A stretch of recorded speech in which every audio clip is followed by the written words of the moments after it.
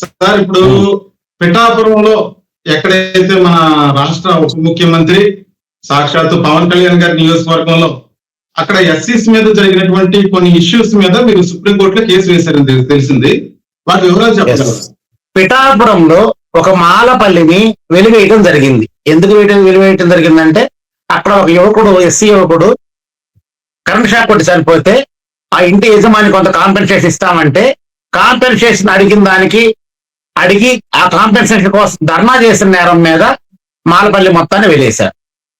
వెలేస్తే collector గారు కావచ్చు, RDO గారు కావచ్చు, అక్కడ తహసీల్దార్ కావచ్చు, పోలీసు వాళ్ళు కావచ్చు, అందరూ కలిసి చట్టపరంగా తీసుకోవాల్సిన చర్యలు ఏమీ తీసుకోకుండా అక్కడ మేమేదో శాంతి కమిటీ వేసి ఏర్పాటు చేశాము, ఈసారి ఇంకెవరు అట్ట అనర్లే, మీరు ఫీల్ అవ్వబాకండి, 1 గంట 2 గంటలు వెలేస్తే మీరు అంతవరకు ఫీల్ అయితే ఎట్లాగా అని చెప్పేసి సాక్షాత్తు జిల్లా కలెక్టరే మాట్లాడాడు. కాబట్టి పవన్ కళ్యాణ్ గారు అక్కడ ఉప ముఖ్యమంత్రి గారు మరియు ఎమ్మెల్యేగా ఉన్నారు కాబట్టి ఎమ్మెల్యే గారైనా సరే రాజ్యాంగాన్ని అధికారులు ధిక్కరించినప్పుడు ప్రజాప్రతినిధులు జోక్యం చేసుకొని మళ్ళా రాజ్యాంగాన్ని కాపాడే ప్రయత్నం చేయాలి. ఆ ప్రయత్నం కూడా చేయలేదు కాబట్టి పవన్ కళ్యాణ్ గారిని ప్రధాన ముద్దాయిగా పెట్టి సుప్రీంకోర్టులో అధికారులందరి మీద ఒక కేసు ఫైల్ చేయడం జరిగింది.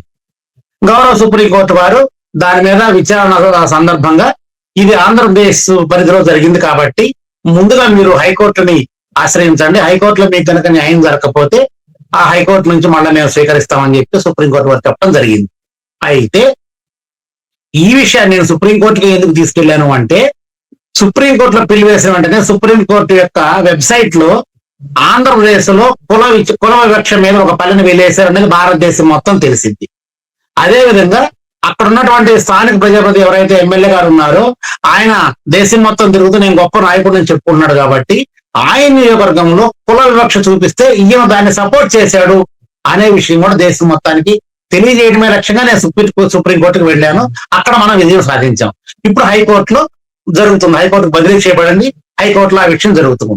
ఈ రోజు న్యాయస్థానాల విషయం మనకు తెలియదు కాదు. భారతదేశంలో స్వతంత్ర ప్రతిపత్తి కలిగినటువంటి న్యాయస్థానాలను ఏర్పాటు చేసి ఒకవైపు శాసన వ్యవస్థ, ఒకవైపు కార్యనిర్వాహక వ్యవస్థ రెండింటినీ ఏర్పాటు చేసి ఈ రెండింటినీ సమన్వయం చేసి ఇవి తీసుకునే నిర్ణయాలు ప్రజలకు అనుకూలంగా లేదా, రాజ్యాంగబద్ధంగా ఉన్నాయా లేదా, రాజ్యాంగంలో సామాన్యుడు కల్పించిన హక్కులు ఎక్కడైనా ఈ ప్రభుత్వాలు చేసే పనుల్లో వైలేట్ అవుతున్నాయా లేదా, అధికార యంత్రాంగం అమల్లో వైలేట్ అవుతున్నా కూడా మమ్మల్ని ఆశ్రయించాలని చెప్పి సుప్రీంకోర్టు, హైకోర్టును ఏర్పాటు చేసి భారత రాజ్యాంగం అవి స్వతంత్రంగా వ్యవహరించాల్సిన పరిస్థితి.